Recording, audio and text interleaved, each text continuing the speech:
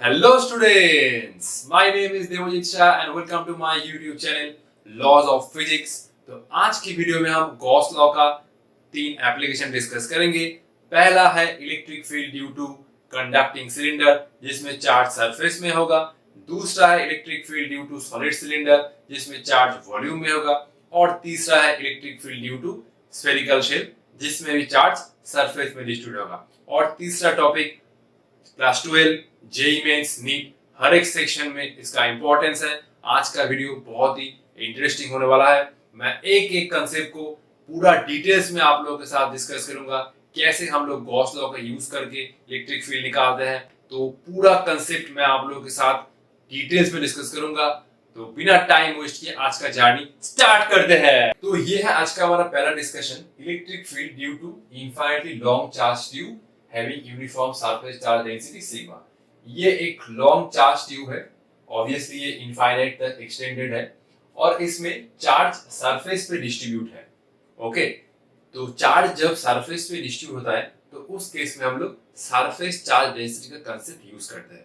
इसका मतलब है सरफेस चार्ज डेंसिटी का मतलब क्या है? सरफेस चार्ज डेंसिटी इसका मतलब है चार्ज पर यूनिट एरिया। इसका मतलब हुआ पर यूनिट एरिया में कितना चार्ज है, वही है सरफेस चार्ज डेंसिटी। और इस केस में यूनिफॉर्म सरफेस चार्ज डेंसिटी है सिग्मा। तो हम लोग कैसे इस प्रॉब्लम को डील करेंगे? तो ये है एक आर रेडियस का ट्यूब। हम लोग इससे, देखो ध्यान से, हम लोग इससे आर सेपरेशन पर कोई एक पॉइंट है, इस पॉइंट पर हम लोग इलेक्ट्रिक फील्ड का मैग्नीट्यूड और डायरेक्शन निकालना चाहते हैं। कैसे हम लोग ये कर पाएंगे? तो एग्जैक्टली हमने लास्ट वीडियो में जो किया था electric field due to uniformly charge infinite wire, वही सेम मेथड इस केस में हमें अप्लाई करना होगा। तो इस केस में हम पहले एक गॉसियन सिलेंडर इमेजिन करेंगे ताकि हम लोग गॉस थ्योरम को अप्लाई कर पाए। अगर हमने इसको एनक्लोज नहीं किया किसी गॉसियन सरफेस से तो तब तक हम लोग गॉस थ्योरम अप्लाई नहीं कर सकते। पहले हमें एक गॉसियन सिलेंडर इमेजिन करना पड़ेगा, ठीक है? तो ये हुआ एक गॉसियन सिलेंडर।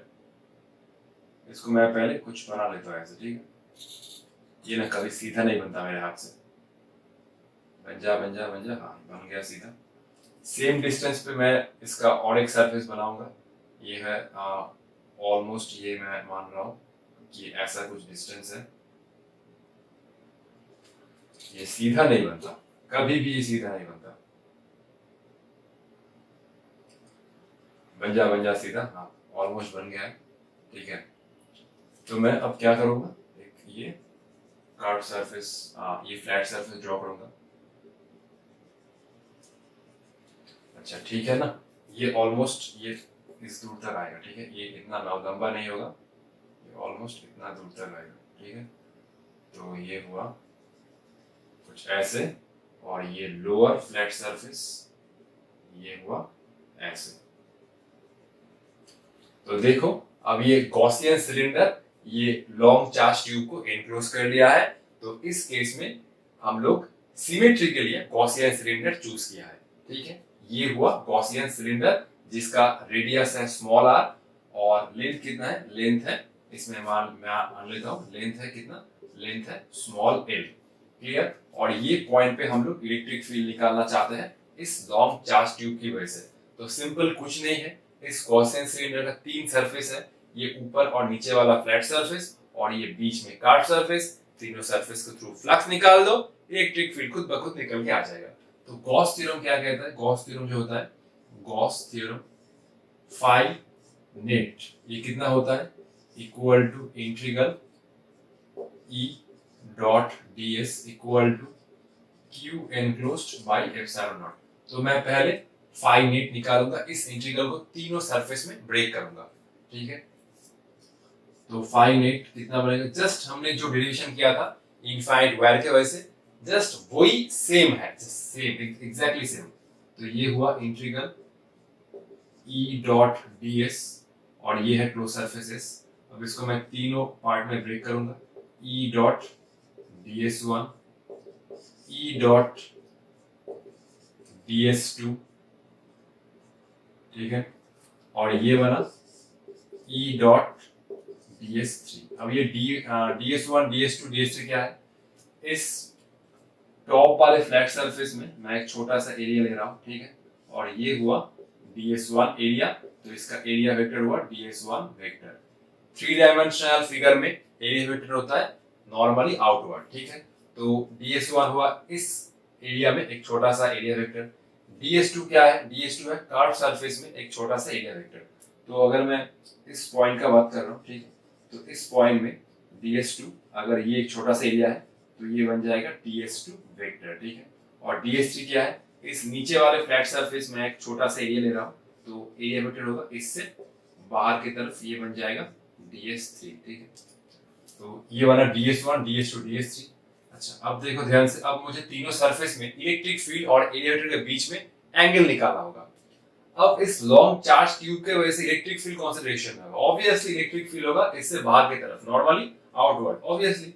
तो इलेक्ट्रिक फील्ड होगा इससे बाहर की तरफ, तो इलेक्ट्रिक फील्ड होगा इस फ्लैट सरफेस में कौन सा डायरेक्शन, इलेक्ट्रिक फील्ड होगा इस डायरेक्शन में, ठीक है, इलेक्ट्रिक फील्ड होगा इस डायरेक्शन में। और इलेक्ट्रिक फील्ड इस सरफेस में होगा कौन सा डायरेक्शन में, इलेक्ट्रिक फील्ड होगा इस सरफेस में इस डायरेक्शन में, ठीक है, ये हुआ ई, ठीक है। और इस सरफेस में भी इलेक्ट्रिक फील्ड नॉर्मली आउटवर्ड है, ठीक है। मतलब अगर ये चार्ज ट्यूब है तो पॉजिटिव चार्ज से इलेक्ट्रिक फील्ड दूर की तरफ होता है, तो इलेक्ट्रिक फील्ड इससे बाहर की तरफ होगा, ठीक है, इससे बाहर की तरफ, क्लियर। तो इस यहाँ पर भी मैं इलेक्ट्रिक फील्ड को इधर ले सकता हूँ, ठीक है, इलेक्ट्रिक फील्ड बाहर की तरफ, ठीक है। मैं सिर्फ एक ही डायरेक्शन में दिखा रहा हूँ, ये तो सिमेट्रिकल है, तो लेफ्ट साइड मेरी सेम ही होगा, ठीक है। अब देखो ध्यान से, इस फ्लैट सरफेस में इलेक्ट्रिक फील्ड और एरिया वेक्टर के बीच में एंगल कितना बना, ये हुआ थीटा इक्वल टू 90 डिग्री। तो इस वाले सरफेस से फ्लक्स 0, इस वाले केस में भी थीटा इक्वल टू 90, तो इस सरफेस में फ्लक्स 0 क्योंकि cos 90 0 होता है, ठीक है। मैं पहले इन दोनों केस का बात कर लेता हूँ, ठीक है। तो ये हुआ E ds1 डॉट प्रोडक्ट से cos थीटा आता है cos 90, ठीक है, बीच वाला इंटीग्रल मैं बाद में करूंगा। और ये हुआ E ds3 cos 90, और बीच वाले में देख सकते हो, मतलब इस फ्लैट मतलब इस कार्ड सरफेस में, ठीक है, हर एक पॉइंट के बीच में इलेक्ट्रिक फील्ड और एरिया वेक्टर के बीच में जो एंगल कितना हुआ ना, वो हुआ 0 डिग्री, ठीक है। ऐसे में अगर यहाँ पर एक छोटा सा एरिया ले लेता हूँ, तो इस केस में भी ये हो जाएगा ds2 वेक्टर, ठीक है, और एरिया वेक्टर और इलेक्ट्रिक फील्ड है इससे बाहर की तरफ, तो इलेक्ट्रिक फील्ड होगा नॉर्मली आउटवर्ड। तो देख सकते हो ये थीटा ऑलवेज 0 होगा, ठीक है। अगर मैं इस सरफेस का बात करता हूँ, ठीक है, अच्छा ये L, ठीक है, मैं L याद रखता हूँ, ये L है, ओके, ये L लेंथ है। ध्यान से देखो, अगर मैं इस सरफ मतलब इस साइड भी मैं एक छोटा सा एरिया लेता हूँ, तो ये बन जाएगा ds2। तो theta equal to always 0 in curved surface. Curved surface के हर एक पॉइंट में इलेक्ट्रिक फील्ड और एरिया वेक्टर के बीच में एंगल कितना बना, ये हुआ थीटा इक्वल टू 0 डिग्री, ठीक है। ये पूरा है टोटल लेंथ L, ठीक है। जस्ट वेट, इसको मैं साइड में रिप्रेजेंट कर रहा हूँ, अच्छा यहाँ पर मैं टोटल लेंथ L को रिप्रेजेंट कर रहा हूँ, ठीक है, ठीक है। तो ये बना कार्ड सरफेस पर इलेक्ट्रिक फील्ड और एरिया वेक्टर के बीच में एंगल कितना बना, 0 डिग्री, ठीक है। अच्छा तो ये टर्म वैनिश, ठीक है, और ये हुआ E ds2 प्लस ये टर्म भी वैनिश, तो ये बचा E ds2। अब मैं क्या इस इंटीग्रल से इलेक्ट्रिक फील्ड को बाहर ले आ सकता हूँ, ऑब्वियसली मैं बाहर इसको ले आ सकता हूँ। ये भी मैंने लास्ट वीडियो में आप लोगों के साथ डिस्कस किया है, क्योंकि इस कर्व सरफेस का हर एक पॉइंट, ध्यान से सुनना, इस कर्व सरफेस का हर एक पॉइंट इस सिलेंडर के इस एक्सिस से सेम डिस्टेंस पर है। देखो ये पॉइंट भी कितना स्मॉलर डिस्टेंस पर, ये पॉइंट भी स्मॉलर डिस्टेंस पर, अगर ये पॉइंट कंसीडर करो तो ये भी स्मॉलर डिस्टेंस पर। हर एक पॉइंट सिलेंडर के एक्सिस से सेम डिस्टेंस पर है, स्मॉलर। लेफ्ट साइड में भी सेम ही है, हर एक पॉइंट ये देख सकते हो, ये भी स्मॉलर है, ठीक है, ये भी स्मॉलर है, ठीक है, हर एक पॉइंट एक्सिस से स्मॉलर डिस्टेंस पर है। तो इसीलिए मैं इलेक्ट्रिक फील्ड को बाहर ले आ सकता हूं, क्योंकि अगर कर्व सरफेस का हर एक पॉइंट इस एक्सिस से सेम डिस्टेंस पर है, तो इलेक्ट्रिक फील्ड का मैग्नीट्यूड भी सेम ही होगा हर एक पॉइंट पर। सब पॉइंट सेम डिस्टेंस पर है, इसीलिए इलेक्ट्रिक फील्ड भी सब पॉइंट पर सेम ही होगा, क्योंकि इक्विडिस्टेंट है, ठीक है। तो इसलिए मैं इलेक्ट्रिक फील्ड को बाहर ले आ सकता हूं, ठीक है। तो E ds2 सेम क्यों हुआ, मतलब ये इंटीग्रेशन से बाहर क्यों आया, क्योंकि इलेक्ट्रिक फील्ड कार्व सरफेस के हर एक पॉइंट पर सेम मैग्नीट्यूड का है, ठीक है। तो ये बना E इंटू ds2। अब ds2 क्या रिप्रेजेंट कर रहा है? ds2 रिप्रेजेंट कर रहा है कार्व सरफेस का एक छोटा सा एरिया। अब इसको मैं अगर इंटीग्रेशन करता हूं तो मुझे क्या मिलेगा? मुझे मिलेगा टोटल कार्व सरफेस एरिया। किसका? इस गॉसियन सिलेंडर का। तो सिलेंडर का कार्व सरफेस का एरिया कितना होता है? 2 पाई r into l। ये हुआ सिलेंडर का रेडियस स्मॉल r और ये हुआ लेंथ l, ठीक है। तो ये बना 2 पाई r into l। अब हम लोग निकालेंगे कि Q enclosed क्या है, ठीक है। ध्यान से देखना। तो Q enclosed हुआ, ये हुआ charge enclosed by Gaussian cylinder. तो इस केस में बोल सकते हो इस सिलेंडर ने कितना चार्ज एनक्लोज किया। ध्यान से देखना, इस सिलेंडर का जो लेंथ है स्मॉल l, इस l लेंथ में जितना चार्ज है वही तो एनक्लोज हुआ इस गॉसियन सिलेंडर के द्वारा। इस गॉसियन सिलेंडर ने कितना चार्ज एनक्लोज किया? इस वाले सिलेंडर में जितना चार्ज है वही एनक्लोज किया। तो ये होगा सिग्मा इनटू a। अब ये a क्या है? a is the cross sectional area of the curve surface of this cylinder. तो ये बन जाएगा सिग्मा इनटू पाई इनटू, अच्छा ये तो कितना होगा? कार्व सिलेंडर का कार्व सरफेस एरिया कितना होता है? ये होता है 2 पाई r इनटू l, ठीक है। ये 2 पाई r क्या है? 2 pi r is curve surface area of tube of length l। ये ट्यूब का लेंथ कितना है? Small l। अब इसके सरफेस के ऊपर चार्ज है जिसका सरफेस चार्ज डेंसिटी है सिग्मा। तो ये गॉसियन सिलेंडर कितना चार्ज एनक्लोज किया? इस वाले सिलेंडर के सरफेस के ऊपर जितना चार्ज है वही तो एनक्लोज किया। तो ये हुआ सिग्मा इनटू a। तो a कितना हुआ? 2 पाई r। 2 पाई r मतलब इस वाले सिलेंडर का कार्व सरफेस का एरिया 2 पाई rl, ठीक है। अब मैं जस्ट इन दोनों को इक्वेट करूंगा, phi equal to Q enclosed by epsilon naught, तो मेरा आंसर निकल के आ जाएगा। आप लोग इसको एक बार लिख लीजिए, मैं थोड़ा बोर्ड को इरेज करके लेता हूं, ठीक है। तो ये हुआ phi equal to flux through Gaussian cylinder. ये कितना बना? E into 2 pi RL, just हमने डिस्कस किया। और Q enclosed बना sigma into a, sigma 2 pi RL। इस सिलेंडर का जो रेडियस है वो है r और लेंथ तो l है, देख सकते हो लेंथ l है, ठीक है। तो मैं जस्ट अब ये इक्वेट करूंगा, फाई नेट इक्वल टू जो हमारा गॉस थ्योरम है, phi net equal to Q enclosed by epsilon naught। Phi net हमारे केस में बना E into 2 pi R into L और ये बना sigma into 2 pi capital R into L divide by epsilon naught। अब ये 2 pi से 2 pi गया, L से L गया और ये E बना कितना? ये E बना sigma R divide by R epsilon naught। इसको मैं आउट लिख देता हूँ, ठीक है। इसको मैं आउट लिख देता हूँ क्योंकि ये इस सिलेंडर के बाहर है, ठीक है। इस सिलेंडर के बाहर कोई एक पॉइंट, इस पॉइंट पर P पर हम लोग इलेक्ट्रिक फील्ड निकाल रहे हैं। तो इसका मैग्नीट्यूड कितना हुआ? Sigma R by epsilon not. और अगर मैं इलेक्ट्रिक फील्ड का वेरिएशन देखना चाहूँ तो आउटसाइड सिलेंडर ये वेरी कर रहा है 1 बाई r, क्योंकि सिग्मा कांस्टेंट है, capital R constant, epsilon constant, electric field ऐसे वेरी होगा, ठीक है। अगर ये E होता है, ये R होता है, ये ऐसे होगा, ठीक है। मतलब दूर जाने पर इलेक्ट्रिक फील्ड कम होगा, ठीक है। ये कंसेप्ट हम लोगों को आना चाहिए, ठीक है। मैं तो बोलता हूँ कि अगर एक स्टूडेंट कॉम्पिटिटिव एग्जाम को क्रैक करना चाहता है तो उसका कलम में धार होना चाहिए।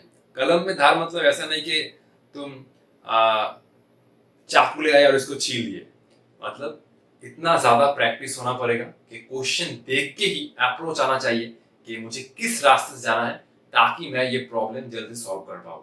तो इतना ज्यादा प्रैक्टिस होना चाहिए। तुम्हारे अंदर क्या है कि वो दूसरे से तुम्हें अलग करता है, वही तुम्हें कॉम्पिटिटिव एग्जाम में मतलब सिलेक्शन दिलवाएगा, ठीक है। तो इतना ज्यादा प्रैक्टिस करो कि दूसरे से तुम और बेहतर खुद को बना पाओ, ठीक है। तो यही मेरा मोटिवेशन है तुम लोगों के लिए, ठीक है। क्योंकि नीट जेई अब बहुत सारा स्टूडेंट दे रहा है, ऑब्वियसली सिलेक्शन बहुत टफ हो रहा है। तो मैं यही तुम लोगों से कहूंगा कि जितना ज्यादा प्रैक्टिस, ठीक है, उतना ज्यादा सिलेक्शन का चांस, ठीक है।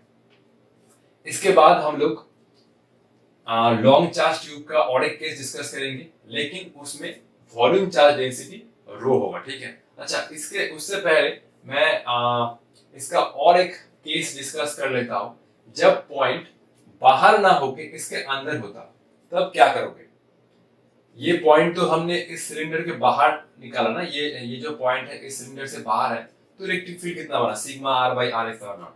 लेकिन अगर ये पॉइंट इस सिलेंडर के अंदर होता तो इलेक्ट्रिक फील्ड कितना बनता, ठीक है। एक बार इसको देख लो, मैं पूरा डायग्राम फिर से समझा देता हूं। तो अगर आउटसाइड पॉइंट होता है, आउटसाइड पॉइंट में इलेक्ट्रिक फील्ड कितना बनेगा, sigma R by R epsilon naught, ठीक है। इस ट्यूब का रेडियस कैपिटल।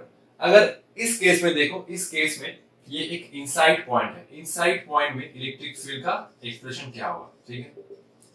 अगर मान लो इस एक्सिस से ये इस पॉइंट पर मैं इलेक्ट्रिक फील्ड निकालना चाहता हूं, और ये पॉइंट इस सिलेंडर के लिए बन जाएगा इंटरनल पॉइंट, मतलब ये पॉइंट तो इसके अंदर ही है, ठीक है।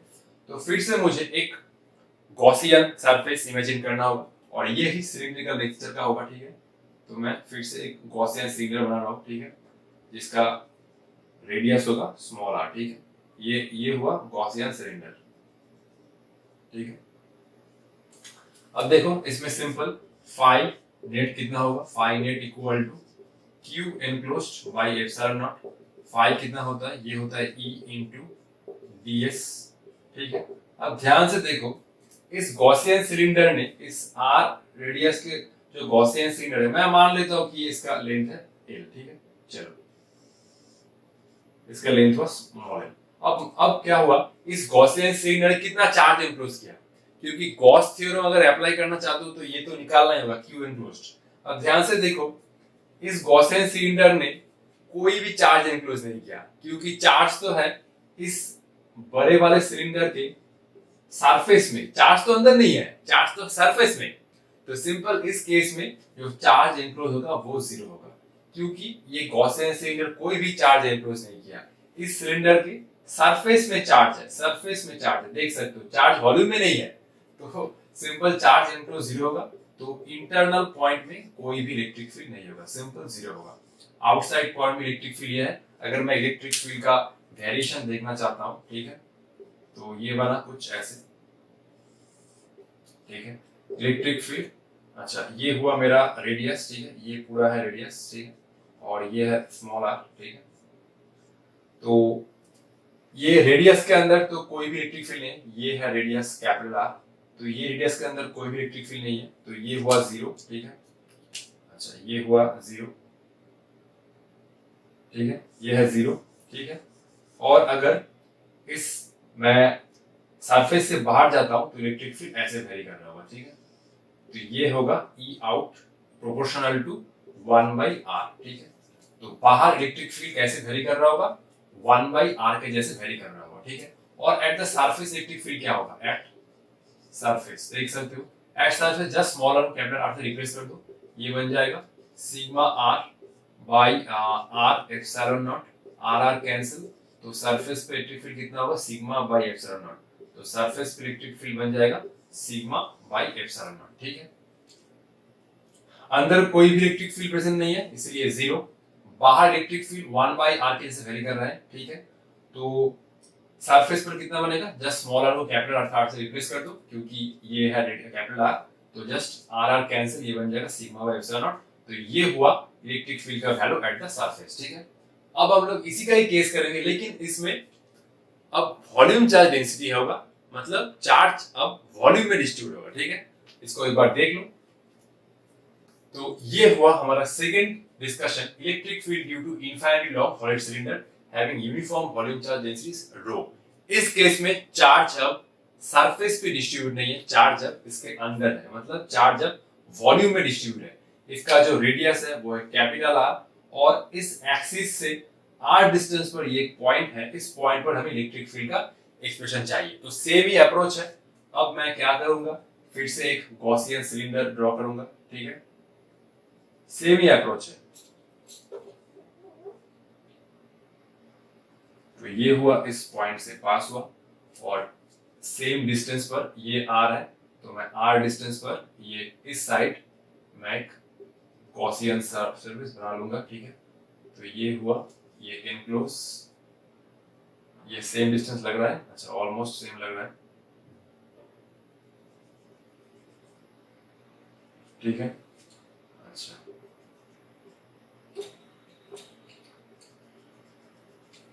तो ये हुआ मेरा कंप्लीट गॉसियन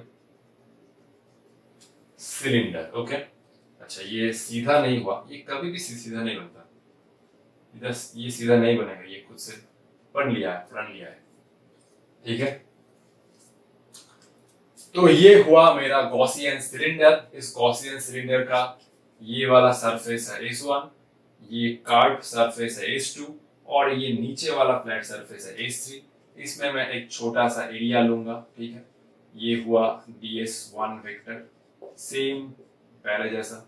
ये हुआ कुछ यहाँ पर मैं छोटा सा एरिया लूंगा, ये बना ds2 वेक्टर, ठीक है। और यहाँ पर भी मैं छोटा सा एरिया लूंगा, तो ये बन जाएगा ds3 वेक्टर। अब इलेक्ट्रिक फील्ड क्या होगा, इससे बाहर की तरफ, ओके। इलेक्ट्रिक फील्ड होगा इससे बाहर की तरफ, नॉर्मली आउटवर्ड होगा, ये बन गया इलेक्ट्रिक फील्ड। इस सरफेस में इलेक्ट्रिक फील्ड होगा नॉर्मली आउटवर्ड, ठीक है। और यहाँ पर होगा इलेक्ट्रिक फील्ड नॉर्मली आउटवर्ड। तो इस सरफेस में इलेक्ट्रिक फील्ड और एलिमेंटर के बीच में एंगल कितना होगा 90।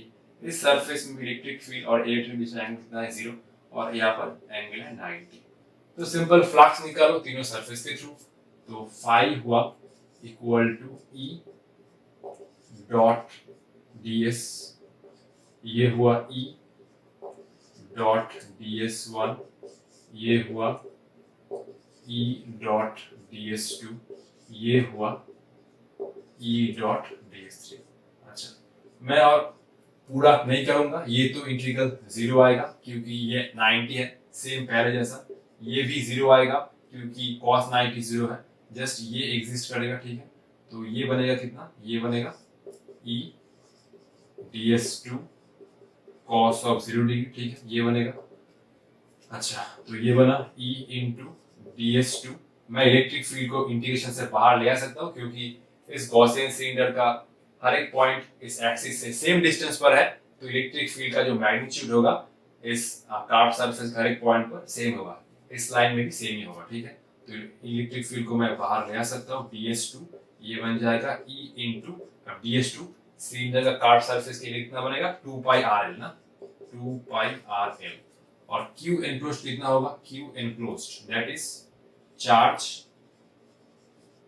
enclosed बाई, अच्छा मैंने ये लेंथ L इसको ले लो, ठीक है।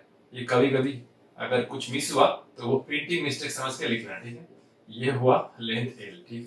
तो charge enclosed by Gaussian cylinder. अब देखो ये गॉसियन सिलेंडर कितना चार्ज एनक्लोज किया, ये होगा charge with in solid cylinder of radius r। ये गॉसियन सिलेंडर ने कितना चार्ज एनक्लोज किया, इस सिलेंडर के अंदर जितना चार्ज है वही तो होगा इस गॉसियन सिलेंडर के द्वारा एनक्लोज हुआ चार्ज। तो ये कितना बनेगा, ये होगा रो इंटू वी। वी है इस गॉसियन सॉरी ये सिलेंडर का वॉल्यूम, ठीक है। तो ये बनेगा रो इंटू, अब सिलेंडर का वॉल्यूम कितना है, ये pi R square into L. Pi capital R, छोटा आर नहीं, क्योंकि इस सिलेंडर का रेडियस है कैपिटल आर, तो ये बनकर पाई आर स्क्वायर इंटू एल। अब मुझे थोड़ा ये इरेज करना होगा, आप लोग इसको देख लीजिए, ये एक रिजल्ट और ये एक रिजल्ट को जस्ट इक्वेट कर दो, आंसर निकल के आ जाएगा, ठीक है। तो ये हुआ फाई और Q enclosed फाई है net flux through Gaussian surface और Q enclosed क्या है, charge enclosed by the Gaussian cylinder, okay. तो ये हुआ गॉस थ्योरम, क्या कहेगा phi equal to Q enclosed by epsilon naught.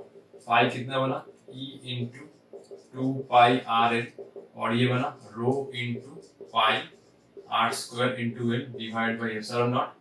Pi से पाई गया, ठीक है, एल से एल गया और ये बना E equal to rho R square divided by 2r epsilon naught, ठीक है। इसको मैं आउट बोल देता हूं क्योंकि ये जो पॉइंट पर हमने इलेक्ट्रिक फील्ड निकाला है वो इस सिलेंडर के बाहर है, तो ये बन जाएगा एक एक्सटर्नल पॉइंट, ठीक है। तो ये हुआ एक्सटर्नल पॉइंट के लिए इलेक्ट्रिक फील्ड जो बन गया rho R square by 2 R epsilon naught. अगर मैं सरफेस पर निकालना चाहता हूँ तो ये बन जाएगा at surface, just small R को कैपिटल आर से रिप्लेस कर दो, ये बन जाएगा electric field at surface rho R square divide by 2 R epsilon naught, ये आर से आ गया, ये बन जाएगा rho R divide by 2 epsilon naught, ठीक है। अब मैं एक पॉइंट इनसाइड में लूंगा, मतलब कोई एक पॉइंट ले लूं, इस पॉइंट पर इलेक्ट्रिक फील्ड का मैग्नीट्यूड क्या होगा, ठीक है। अब ये बन जाएगा एक इंटरनल पॉइंट। तो देख सकते हो अगर पॉइंट बाहर लाई करता है तो इलेक्ट्रिक फील्ड का मैग्नीट्यूड है rho R square by 2 R epsilon, और डायरेक्शन क्या है, डायरेक्शन है इससे बाहर की तरफ, ठीक है, नॉर्मली आउटवर्ड, ठीक है। अब मैं एक इंटरनल पॉइंट के लिए इलेक्ट्रिक फील्ड निकालूंगा, just same as that, okay. कोई एक इंटरनल पॉइंट के लिए मैं इलेक्ट्रिक फील्ड निकालना चाहता हूं, इंटरनल पॉइंट, इंटरनल पॉइंट मतलब क्या होगा, small r is less than R, ठीक है। तो मान लेता हूं कि ये तो है कैपिटल आर, ठीक है, ये पूरा है कैपिटल आर, ये जो डिस्टेंस है, ठीक है। मैं इस पॉइंट पर इलेक्ट्रिक फील्ड निकालना चाहता हूं जो है इस एक्सिस से स्मॉल आर डिस्टेंस पर, ठीक है। अब क्या होगा, इस केस में इस पॉइंट पर इलेक्ट्रिक फील्ड जीरो नहीं होगा। जो हमने लास्ट केस डिस्कस किया था इलेक्ट्रिक फील्ड ड्यू टू एक लॉन्ग चार्ज ट्यूब, जब सरफेस चार्ज सिग्मा था तब इलेक्ट्रिक फील्ड अंदर जीरो हुआ था, क्योंकि उस केस में चार्ज बाहर था, लेकिन इस केस में इलेक्ट्रिक फील्ड जीरो नहीं होगा, ठीक है। एक बार देख लो, तो मैं फिर से एक गॉसियन सिलेंडर इमेजिन करूंगा, ठीक है। तो ये हुआ मेरा गॉसियन सिलेंडर जिसका रेडियस होगा स्मॉल आर, ठीक है, ठीक है। ये हुआ मेरा गॉसियन सिलेंडर जिसका रेडियस है स्मॉल आर, ठीक है। अब देखो ऑब्वियसली ये गॉसियन सिलेंडर कुछ ना कुछ तो चार्ज इंक्लूड कर रहा है, तो इसीलिए इस पॉइंट पर इलेक्ट्रिक फील्ड जीरो नहीं होगा, ठीक है। इस सरफेस पर फ्लक्स जीरो होगा, क्योंकि देख सकते हो कि इलेक्ट्रिक फील्ड है इस डायरेक्शन में और कार्व सरफेस जो एरिया वेक्टर है वो है इस डायरेक्शन में, ठीक है।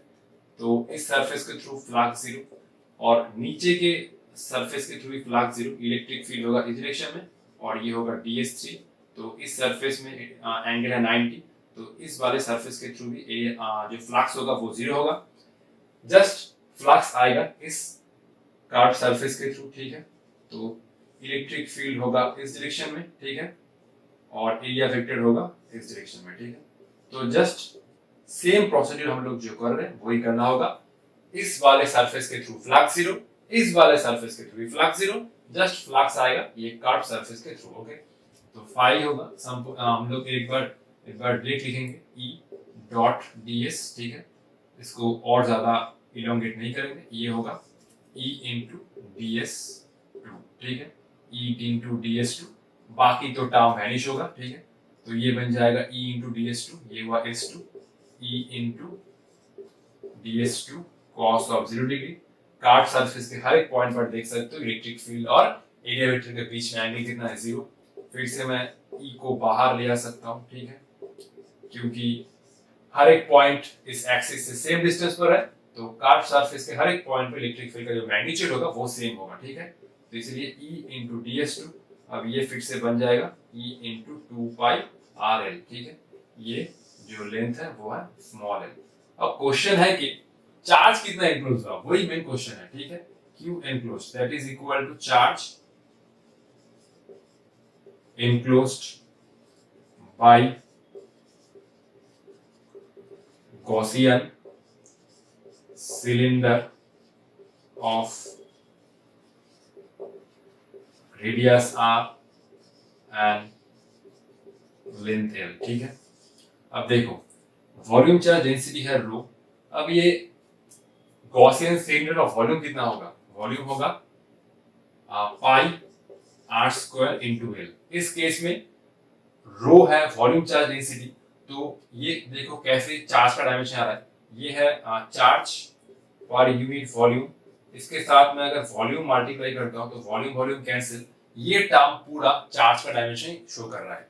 तो बेसिकली इस गॉसियन सिलेंडर ने कितना चार्ज एनक्लोज किया, ये होगा rho into pi R square L. अब जस्ट इन दोनों को इक्वेट कर दो बाय गॉस थ्योरम, ठीक है, by Gauss theorem phi equal to Q enclosed by epsilon naught, phi कितना है E into 2 pi R into L, और ये बन जाएगा रो इंटू पाई और R square into L divided by epsilon naught. ये पाई से पाई गया, R से R गया, ये L से L गया, तो ये इंटरनल कोई पॉइंट पर बन जाएगा, ये हुआ रो R divided by 2 epsilon naught. ठीक है, तो ये हुआ कोई एक इंटरनल पॉइंट पर इलेक्ट्रिक फील्ड का मैग्नीट्यूड। ठीक है, तो इस पॉइंट पर इलेक्ट्रिक फील्ड का जो मैग्नीट्यूड हुआ वो हुआ रो आर बाई 2 एप्सिलॉन। अगर मैं इस एक्सिस पर देखना चाहता हूं कि इस सिलेंडर के एक्सिस के ऊपर इलेक्ट्रिक फील्ड कितना है, देखो एक बार, एट एक्सिस कितना बनेगा, at axis r equal to 0 ना, r तो एक्सिस से मेजर हो रहा है, तो एक्सिस पर r इक्वल टू 0 बनेगा। तो देखो ध्यान से, एक्सिस पर इलेक्ट्रिक फील्ड सिंपली होगा 0, एक्सिस पर कोई भी इलेक्ट्रिक फील्ड नहीं होगा। ठीक है, r इक्वल टू 0 कर दो तो एक्सिस पर इलेक्ट्रिक फील्ड बन जाएगा 0, और इस इक्वेशन से भी हम लोग सरफेस पर इलेक्ट्रिक फील्ड निकालना अगर चाहते हैं तो निकाल सकते हैं। तो एट सरफेस कितना बनेगा, देखो, at surface small r equal to capital R, at surface small r बन जाएगा कैपिटल R। ठीक है, ये पूरा कैपिटल R, तो ये बन जाएगा EX कितना होगा, रो r बाई 2 एप्सिलॉन नॉट, जो हमने एक्सटर्नल पॉइंट से भी निकाला था, जो सरफेस पर इलेक्ट्रिक फील्ड बन रहा था, वो है रो r बाई 2 एप्सिलॉन नॉट। एक बार देख लो, मैं इसका ग्राफ प्लॉट करके तुम लोगों को दिखाता हूं। ठीक है, तो मैं इसका ग्राफ प्लॉट करके तुम लोगों को दिखाता हूं। ये है सिलेंडर जिसका रेडियस r, जब ये पॉइंट बाहर लाई करेगा तो ये बन जाएगा एक्सटर्नल पॉइंट, एक्सटर्नल पॉइंट मतलब r greater than capital R। तो इस केस में इस पॉइंट पर जो इलेक्ट्रिक फील्ड का वैल्यू होगा वो होगा रो r square divide by 2r epsilon not, और जब ये पॉइंट अंदर लाई करेगा तो ये बन जाएगा इंटरनल पॉइंट, इस केस में r है कैपिटल R से छोटा, तो ये बन जाएगा रो r बाई 2 एप्सिलॉन नॉट। ठीक है, सेंटर पर इलेक्ट्रिक फील्ड कितना है देख सकते हो, एट सेंटर, ये तो मैंने बताया था, at centre just small r equal to 0 put करो, ये बन जाएगा सेंटर पर, मतलब सेंटर पर नहीं, ये बन जाएगा कुछ एक्सिस के ऊपर, इसका तो सेंटर नहीं है, तो एक्सिस पर r इक्वल टू 0, तो ये एक्सिस पर बन जाएगा ये 0। ठीक है, तो इसका मैं जो एक्सिस है ऐसे रिप्रेजेंट करूं, ये हुआ एक्सिस, तो एक्सिस से ये ये अप टू सरफेस देखो, ये बन रहा है कुछ ऐसा होगा, स्ट्रेट लाइन। ठीक है, स्ट्रेट लाइन होगा। ठीक है, तो ये बना कुछ ई इन, जो है r के साथ j के प्रोपोर्शनल। ठीक है, देख सकते हो कि ई इन जो है इंटरनल इलेक्ट्रिक फील्ड वो r के साथ j के प्रोपोर्शनल है, तो ये बन जाएगा स्ट्रेट लाइन के जैसा। बाकी रो बाई 2 एप्सिलॉन तो कांस्टेंट ही है, तो ये y इक्वल टू mx जैसा बनेगा। ठीक है, तो ई इन बन रहा है प्रोपोर्शनल टू r, और बाहर इलेक्ट्रिक फील्ड वेरी करेगा, ये हुआ बाहर का, तो ये हुआ ई आउट, मैं इसको थोड़ा अच्छे से बना देता हूं, ये हुआ E out proportional to 1 by r। ठीक है, तो ये हुआ एक्सिस टू सरफेस, और ये हुआ सरफेस के बाहर। ठीक है, ये हुआ सरफेस के बाहर। ठीक है, तो एक्सिस से सरफेस तक electric field proportional to r है, और सरफेस के बाहर है 1 बाई r। ठीक है, इसको एक बार देख लो, इसके बाद हम लोग डिस्कस करेंगे गॉस थ्योरम का और एक एप्लीकेशन जो क्लास 12 जेईई मेंस नीट के लिए बहुत ही इंपॉर्टेंट है, electric field due to thin spherical shell. ठीक है, उसके केस में भी चार्ज होगा सरफेस में। ठीक है, इसको एक बार ध्यान से देख लो। तो ये है आज का लास्ट डिस्कशन, जो है electric field due to uniformly charge thin spherical shell. यह है एक uniformly charge thin spherical shell जिसका रेडियस है कैपिटल R। इसमें चार्ज है सरफेस पे डिस्ट्रीब्यूट, टोटल चार्ज है Q, और सरफेस चार्ज डेंसिटी है सिग्मा। इस केस में हम लोग सिग्मा को डिफाइन कर सकते हैं, इस केस में सिग्मा बन जाएगा total charge by total area. ठीक है, तो Q bye 4 pi R square, shell का एरिया कितना होता है 4 पाई R स्क्वायर। ठीक है, ये सर्कल नहीं है, ये 3 डायमेंशनल ऑब्जेक्ट है, इसलिए 4 पाई R स्क्वायर। ठीक है, अब मैं सेंटर से r डिस्टेंस पर इस पॉइंट पर इलेक्ट्रिक फील्ड निकालना चाहता हूं, तो ये बन जाएगा, ये पॉइंट बन जाएगा इसके लिए एक्सटर्नल पॉइंट, इसलिए r ग्रेटर देन r। ठीक है, तो ऑब्वियसली मैं इस केस में एक गॉसियन सरफेस चूज करूंगा, और गॉसियन सरफेस का नेचर होगा स्फेरिकल, क्योंकि अगर हम लोग कुछ और चूज करते हैं गॉसियन सरफेस, तो उस केस में हम लोग इजीली कैलकुलेट नहीं कर पाएंगे। तो गॉसियन सरफेस का यही एक मेन चीज है कि हमें गॉसियन सरफेस चूज करना होगा अकॉर्डिंग टू द सिमेट्री, तभी हमें इजीली कैलकुलेशन हो जाएगा। ठीक है, तो ये मैं एक स्फेरिकल गॉसियन सरफेस चूज करता हूँ आर कैप स्मॉलर रेडियस का। ठीक है, देखो तो ये हुआ कुछ एक स्फेरिकल गॉसियन सरफेस। अरे भाई बन जा बन जा बन जा बन जा बन जा बन जा।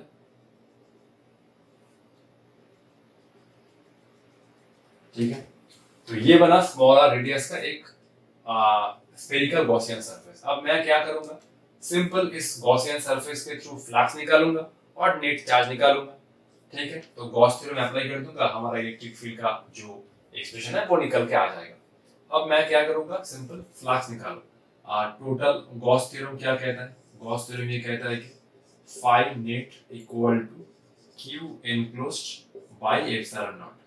अब फाई नेट क्या है, simple E dot ds equal to Q enclosed by epsilon naught. अब ये इलेक्ट्रिक फील्ड कहाँ कैलकुलेट होता है, ये मैंने बोला था, ये इलेक्ट्रिक फील्ड कैलकुलेट होता है एट द गॉसियन सरफेस। ठीक है, एट द गॉसियन सरफेस। ठीक है, तो मैं क्या करता हूँ, इस पॉइंट पर एक छोटा सा एरिया वेक्टर ले लेता हूँ। ठीक है, ये बन जाएगा कुछ ऐसे ds वेक्टर। ठीक है, मैं यहाँ पर भी एक छोटा सा एरिया वेक्टर लेता हूँ, ये बन जाएगा ds वेक्टर। मैं यहाँ पर भी एक छोटा सा एरिया वेक्टर लेता हूँ, ये बन जाएगा ऐसे ds वेक्टर। हर पॉइंट में एरिया वेक्टर जो होगा वो नॉर्मली आउटवर्ड होगा। ठीक है, मैं यहाँ पर भी एक छोटा सा एरिया वेक्टर लेता हूँ, ये बन जाएगा ds वेक्टर। यहाँ पर भी मैं एक छोटा सा एरिया लेता हूँ, ये बन जाएगा ds वेक्टर। ठीक है, अब देखो इलेक्ट्रिक फील्ड का डायरेक्शन क्या होगा, ऑब्वियसली इलेक्ट्रिक फील्ड इससे दूर होगा, मतलब नॉर्मली आउटवर्ड होगा ना, ऐसे होगा। तो हर पॉइंट पर इलेक्ट्रिक फील्ड का डायरेक्शन होगा वो होगा नॉर्मली आउटवर्ड। ठीक है, इस पॉइंट पर भी इलेक्ट्रिक फील्ड नॉर्मली आउटवर्ड। ठीक है, इस पॉइंट पर भी इलेक्ट्रिक फील्ड नॉर्मली आउटवर्ड ना, इस पॉइंट पर भी इलेक्ट्रिक फील्ड नॉर्मली आउटवर्ड, इस पॉइंट पर भी मान लो कि इस पॉइंट पर भी इलेक्ट्रिक फील्ड है नॉर्मली आउटवर्ड। देख सकते हो ध्यान से। ठीक है, हर एक पॉइंट पर इस स्फेरिकल गॉसियन सरफेस का इलेक्ट्रिक फील्ड और एरिया वेक्टर पैरेलल है। तो हर एक पॉइंट में इलेक्ट्रिक फील्ड और एरिया वेक्टर के बीच में एंगल कितना बन रहा है, सिंपल जीरो, दोनों वेक्टर पैरेलल है। तो इसीलिए मैं इसको E into ds into cos zero लिखता हूँ। ठीक है, ठीक है, अच्छा ये बनेगा Q एनक्लोज्ड, इसको मैं बाद में देखता हूँ। ठीक है, Q enclosed by epsilon naught. अब देखो इसमें ये बन जाएगा E ds। अब ये Q एनक्लोज्ड कितना बना, ये पूरा स्फेरिकल गॉसियन सरफेस कितना चार्ज एनक्लोज कर रहा है, ऑब्वियसली इस थिन स्फेरिकल शेल के सरफेस में जितना चार्ज है वही एनक्लोज कर रहा है। इस सरफेस में टोटल चार्ज कितना है, Q, total charge is Q is given, तो ये बन जाएगा simple Q bye epsilon naught. ठीक है, ये इलेक्ट्रिक फील्ड को तो मैं बाहर ले आ सकता हूँ, क्योंकि इस स्फेरिकल गॉसियन सरफेस के हर एक पॉइंट पर इलेक्ट्रिक फील्ड का मैग्नीट्यूड सेम होगा। Q हर एक पॉइंट सेंटर से सेम डिस्टेंस पर है, R R R R R R. तो इस पॉइंट पर जो इलेक्ट्रिक फील्ड का मैग्नीट्यूड होगा वो इस पॉइंट पर भी होगा, इस पॉइंट पर भी होगा, इस पॉइंट पर भी होगा, क्योंकि हर एक पॉइंट सेंटर से सेम डिस्टेंस पर है। ठीक है, तो इलेक्ट्रिक फील्ड को मैं बाहर ले आ सकता हूँ, ये बना ds, तो ये Q बाय एप्सिलॉन नॉट। अब टोटल एरिया कितना बनेगा, अगर ds को मैं इंटीग्रेट करता हूँ, ds तो हुआ एक छोटा सा एरिया इस गॉसियन सरफेस का, ये बन जाएगा 4 पाई स्मॉल r स्क्वायर। ठीक है, Q बाय एप्सिलॉन नॉट, क्योंकि r है स्फेरिकल गॉसियन सरफेस का रेडियस। ठीक है, तो ये कितना बना, ये मैं E आउट लिख देता हूँ, E आउट। ठीक है, ये बना Q divide by 4 pi epsilon not into r square. ठीक है, तो ये हुआ एक एक्सप्रेशन। ठीक है, तो इसको मैं अगर एक ऑल्टरनेट फॉर्म में लिखना चाहता हूँ तो मैं इसको कैसे लिखूंगा, देखो ध्यान से। इसको मैं सिग्मा के टर्म्स में लिखना चाहता हूँ। ठीक है, तो Q कितना बना, देखो यहाँ से सिग्मा इंटू 4 पाई, ये बना कुछ sigma into 4 pi r square equal to capital Q ना, तो ये बना E naught equal to Q कितना है, sigma into 4 pi r square, sigma into 4 pi capital R square, और नीचे है 4 pi epsilon naught small r square. 4 pi cancel, तो E आउट मतलब इस पॉइंट पर जो इलेक्ट्रिक फील्ड का एक ऑल्टरनेट एक्सप्रेशन हुआ, ये हुआ sigma R square divide by epsilon naught R square. ये एक एक्सप्रेशन है और ये भी एक एक्सप्रेशन है, ठीक है। Sigma R square divide by epsilon naught R square, ठीक है। ये भी एक एक्सप्रेशन है, ये भी एक एक्सप्रेशन है। तो अगर एक पॉइंट आउटसाइड में होता है तो दोनों फॉर्मूला आता है, ये q equal to 4 pi epsilon naught R square और एक फॉर्मूला आता है sigma R square divided by epsilon naught R square, ठीक है। इसको हमें याद रखना होगा। अच्छा, इस रिजल्ट को ध्यान से देखो। एक पॉइंट चार्ज को अगर मैं लेता हूं, ठीक है, एक पॉइंट चार्ज है q, इससे मैं अगर r डिस्टेंस पर एक पॉइंट p पर इलेक्ट्रिक फील्ड निकालना चाहता हूं तो इलेक्ट्रिक फील्ड कितना बनेगा, simple q divide by 4 pi epsilon not r square ना। तो देखो पॉइंट चार्ज के लिए r डिस्टेंस पर जो इलेक्ट्रिक फील्ड का वैल्यू है वही है इस शेल के लिए r डिस्टेंस पर इलेक्ट्रिक फील्ड का मैग्नीट्यूड। तो हम लोग ये कह सकते हैं कि इस केस में एक्चुअली जब हम लोग ये एक्सप्रेशन लिख रहे हैं तो इस केस में हम लोग ये एज्यूम कर सकते हैं कि टोटल चार्ज सेंटर पर कंसंट्रेटेड है, ठीक है। ये एक्चुअल नहीं है, ये हम लोग एज्यूम कर सकते हैं कि जब हम लोग कोई एक्सटर्नल कॉइल के लिए इलेक्ट्रिक फील्ड लिख रहे हैं तो टोटल चार्ज सेंटर पर कंसंट्रेटेड है। एक्चुअल में नहीं है, एक्चुअल में तो सरफेस पर है। तो दोनों ही केस में ये देखो पॉइंट चार्ज के लिए जो इलेक्ट्रिक फील्ड है वही है इस शेल के लिए कोई एक्सटर्नल पॉइंट पर इलेक्ट्रिक फील्ड का मैग्नीट्यूड।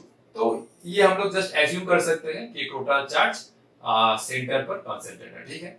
तो अब हम लोग एक इंटरनल पॉइंट के लिए इलेक्ट्रिक फील्ड निकालेंगे कि मान लो कि अब ये बन गया कोई एक पॉइंट, इंटरनल पॉइंट, तो इस पॉइंट पर इलेक्ट्रिक फील्ड का मैग्नीट्यूड क्या होगा, ठीक है। ध्यान से देख लो, ठीक है। तो अगर कोई पॉइंट बाहर लाई करता है तो उसके लिए इलेक्ट्रिक फील्ड बन जाएगा ये। इलेक्ट्रिक फील्ड डायरेक्शन क्या होगा, नॉर्मली अगर पॉइंट यहाँ पर है इलेक्ट्रिक फील्ड बनेगा इस डायरेक्शन में, नॉर्मली आउटवर्ड। अगर पॉइंट ये है तो इलेक्ट्रिक फील्ड होगा इससे बाहर की तरफ, ठीक है, नॉर्मली आउटवर्ड, सिंपल, ठीक है। इस electric field obviously normally outward होगा, ये तो देख के पता चल रहा है कि इलेक्ट्रिक फील्ड हर डायरेक्शन में नॉर्मली आउटवर्ड होगा, ऐसे, ठीक है, ऐसे बाहर की तरफ, ठीक है। अगर कोई पॉइंट मान लो अब इंटरनल पॉइंट है, ठीक है, अब इस पॉइंट पर ये जो डिस्टेंस है वो है स्मॉल r, इस पॉइंट पर हम लोग इलेक्ट्रिक फील्ड का मैग्नीट्यूड निकालना चाहते हैं। तो मैं क्या करूंगा, फिर से मैं एक स्मॉल r रेडियस का एक Gaussian spherical Gaussian surface draw करूंगा, ठीक है। तो ये हुआ E into ds divide by q enclosed by epsilon not और इसका E इंटू, अच्छा चलो E इंटू ds ये बन जाएगा सिंपल 0 बाई एप्सिलॉन नॉट, क्योंकि चार्ज तो है बाहर, चार्ज तो अंदर नहीं है। तो ये स्फेरिकल गॉसियन सरफेस कितना चार्ज है, ये स्फेरिकल गॉसियन सरफेस कितना चार्ज एनक्लोज कर रहा है, देखो charge enclose by Gaussian surface equal to 0, simple. तो ये इंटरनल पॉइंट पे कोई भी इलेक्ट्रिक फील्ड नहीं होगा, ठीक है, अंदर कोई भी इलेक्ट्रिक फील्ड प्रेजेंट नहीं है। कॉमन सेंस है, क्योंकि चार्ज है बाहर, तो अगर चार्ज बाहर है इलेक्ट्रिक फील्ड कैसे अंदर होगा, इलेक्ट्रिक फील्ड इससे बाहर की तरफ होगा, ठीक है, इलेक्ट्रिक फील्ड इससे बाहर की तरफ होगा, अंदर कोई भी इलेक्ट्रिक फील्ड प्रेजेंट नहीं होगा, ठीक है। तो ये रिजल्ट हम लोग को याद रखना होगा कि स्फेरिकल शेल के केस में इनसाइड में कोई भी इलेक्ट्रिक फील्ड प्रेजेंट नहीं होता है। एक बार इसको देख लो, मैं इसका ग्राफ ड्रॉ करके तुम लोगों को दिखाता हूं, ठीक है। अब देखो, तो एक्सटर्नल पॉइंट के लिए है इलेक्ट्रिक फील्ड, इंटरनल पॉइंट में मतलब within the spherical shell electric field is 0। अब मैं एक्सिस पर नहीं सरफेस पर इलेक्ट्रिक फील्ड निकाल लेता हूं। तो सरफेस पर इलेक्ट्रिक फील्ड कितना बन जाएगा, सिंपल मैं स्मॉल r को कैपिटल r से रिप्लेस करता हूं। ये तो हो रहा है electric field at the surface, ये स्मॉल r रिप्लेस हुआ कैपिटल R से, और देखो यहाँ पर अगर small r equal to capital R हुआ ये दोनों टर्म कैंसिल होगा, तो सरफेस पर बन जाएगा electric field sigma bye epsilon naught. ये तीनों एक्सप्रेशन बहुत ध्यान से याद रखना, ठीक है। तो ये है सेंटर और ये है सरफेस, ठीक है, R, और इस एक्सिस पर मैंने प्लॉट किया है डिस्टेंस फ्रॉम सेंटर, ओके, और y एक्सिस पर इलेक्ट्रिक फील्ड। तो देखो अंदर कोई भी इलेक्ट्रिक फील्ड प्रेजेंट नहीं होगा, ठीक है, यह 0 है, ठीक है। और जब तुम सरफेस पे आए तो इलेक्ट्रिक फील्ड का कुछ वैल्यू होगा, ठीक है, ये हुआ इलेक्ट्रिक फील्ड का वैल्यू ES, ठीक है। और जब तुम सरफेस से बाहर जा रहे हो तो इलेक्ट्रिक फील्ड ऐसे वैरी हो रहा है 1/r², देख सकते हो q/4π तो कांस्टेंट है, तो बाहर 1/r² जैसे वैरी हो रहा है। तो यहाँ पर ई आउट 1/r², ठीक है। ये है इनसाइड का केस और ये है आउटसाइड का केस। इनसाइड मतलब विद इन द रेडियस और एक्सटर्नल मतलब आउटर द रेडियस, ठीक है। तो ये हुआ 1/r², ठीक है। इनसाइड में कोई भी नहीं है, 0, और सरफेस पर है कुछ वैल्यू ES, ठीक है। ये हुआ ES, और आउटसाइड में इलेक्ट्रिक फील्ड 1/r² से वैरी कर रहा है। ये डेरिवेशन बोर्ड के लिए बहुत बहुत इंपॉर्टेंट है, ठीक है। जेई मेंस और नीट में भी इसका बहुत इंपॉर्टेंस है, ठीक है। आप लोग इस बार एक को ध्यान से देख लीजिए, मैं प्रॉब्लम आप लोगों के लिए देता हूं, ठीक है। तो ये है एक best numerical on the thin spherical shell. ये है एक स्फेरिकल शेल जिसका रेडियस है स्मॉल a और इसके सरफेस के ऊपर टोटल चार्ज है +q। ये और एक है थिन स्फेरिकल शेल जिसका रेडियस है b a से ज्यादा है और इस सरफेस के ऊपर चार्ज है +q, ठीक है। तो find the electric field at the distance x from centre. इस सेंटर से हमें एक पॉइंट x पर इलेक्ट्रिक फील्ड का मैग्नीट्यूड निकालना है जब x है 0 और a के बीच में। नेक्स्ट केस में x है a और b के बीच में, नेक्स्ट केस में x है b से ज्यादा और इंफिनिटी के बीच में। तो पहला केस हम लोग अगर देखते हैं तो पहला केस में x लाई कर रहा है 0 से a के बीच में, मतलब मान लो कि पॉइंट मेरा यहाँ है, ठीक है। पहला केस में जो पॉइंट है वो मेरा यहाँ है, a से छोटा है, तो मैं क्या करूंगा इस पॉइंट, ये जो डिस्टेंस है वो x है, इस पॉइंट के थ्रू मैं एक स्फेरिकल गॉसियन सरफेस बनाऊंगा, ठीक है। देखो, ठीक है, ये हुआ मेरा पहला केस। ध्यान से देखो, चार्ज तो है बाहर, कोई चार्ज तो नहीं इंक्लूज हुआ, ये तो है अंदर। तो सिंपल इस पॉइंट पर इलेक्ट्रिक फील्ड का जो वैल्यू होगा वो होगा 0। पहला केस मैं इसको E1 दे रहा हूं, ये 0 है। चार्ज तो है इस सरफेस में और ये स्फेरिकल गॉसियन सरफेस जो है ये तो अंदर बना, चार्ज इंक्लूज कितना हुआ 0। तो सिंपल इस पॉइंट पर इलेक्ट्रिक फील्ड 0 है। दूसरा केस, जब x से a और b के बीच में, ठीक है, a less than x less than b, ठीक है। अब पॉइंट लोकेट करो, पॉइंट का हुआ, पॉइंट है a से ज्यादा और b से कम। मान लो कि ये पॉइंट है इस पोजीशन पर, ठीक है, इस पोजीशन पर, ठीक है। ये हुआ नेक्स्ट केस में x। अच्छा, मैं इसको ये पॉइंट ले लेता हूं, ठीक है। चलो, ये हुआ नेक्स्ट केस में x, ठीक है। ये हुआ नेक्स्ट केस में x। मैं फिर से इस पॉइंट के थ्रू एक स्फेरिकल गॉसियन सरफेस बनाऊंगा, ठीक है। अब देखो, ये वाला जो गॉसियन सरफेस है ये कुछ चार्ज एनक्लोज कर रहा है, ये +q चार्ज एनक्लोज कर रहा है, ठीक है। ये +q चार्ज एनक्लोज। अच्छा, मैं ये वाला ना मिटा देता हूं ताकि कंफ्यूजन ना हो, ठीक है।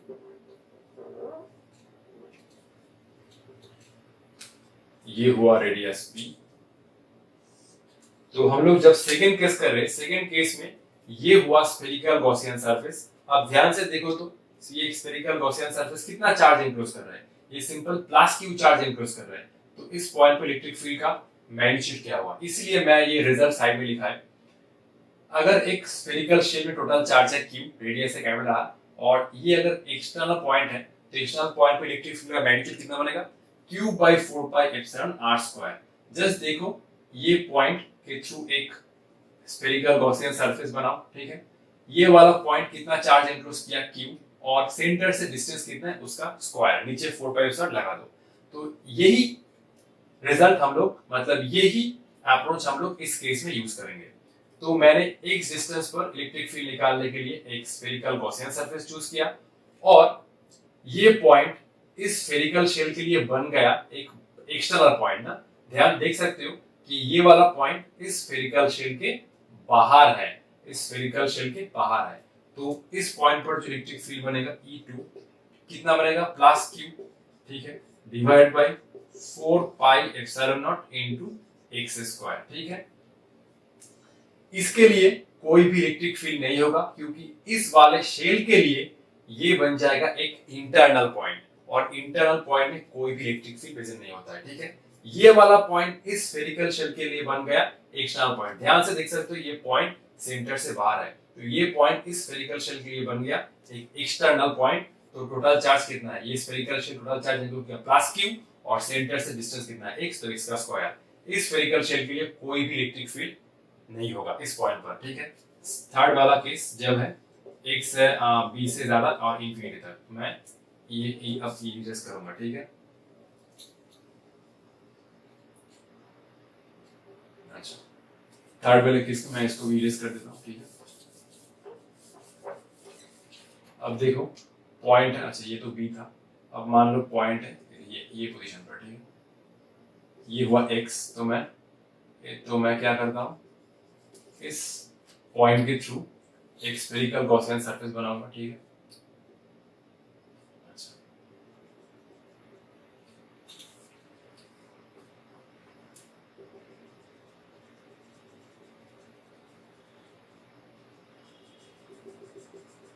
ठीक है।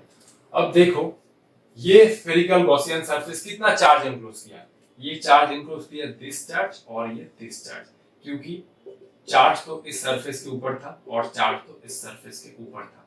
तो ये वाला शेल जब ये बना B से भी ज्यादा, तो तब इलेक्ट्रिक फील्ड कितना बनेगा, E3 equal to small q plus capital Q divide by 4 pi epsilon naught x square. अब ये वाला जो पॉइंट है, ये वाला पॉइंट ये छोटे वाले शेल के लिए भी एक्सटर्नल है और बड़े वाले शेल के लिए भी एक्सटर्नल पॉइंट है। तो एक्सटर्नल पॉइंट में इलेक्ट्रिक फील्ड हम लोग कैसे चेक करते हैं, जस्ट देखो कि ये गॉसियन सिलेंडर कितना चार्ज एनक्लोज किया, divide by 4 pi epsilon into जो सेंटर से डिस्टेंस है उसका स्क्वायर। तो देखो ध्यान से, ये वाला जो गॉसियन स्फेरिकल गॉसियन सरफेस है, टोटल चार्ज कितना एनक्लोज किया, plus q plus small q plus capital Q divide by 4 pi epsilon x square. Simple, बात खत्म, और कुछ भी नहीं है, ठीक है। तो जस्ट देखो ये स्फेरिकल गॉसियन सरफेस का प्रॉब्लम आता है तो कितना चार्ज एनक्लोज किया और उस पॉइंट का डिस्टेंस क्या है सेंटर से, ठीक है। तो आज के लिए इतना ही, मिलते हैं नेक्स्ट वीडियो में। नेक्स्ट वीडियो में हम लोग electric field due to non conducting solid sphere discuss करेंगे, जिसमें चार्ज होगा वॉल्यूम में, सरफेस में नहीं होगा, और मैं उसका डिटेल एनालिसिस करूंगा, ठीक है। जेई मेंस नीट में जो जो क्वेश्चन आए पूरा डिस्कस कर दूंगा, ठीक है। तो आज के लिए इतना ही, ऑल द बेस्ट।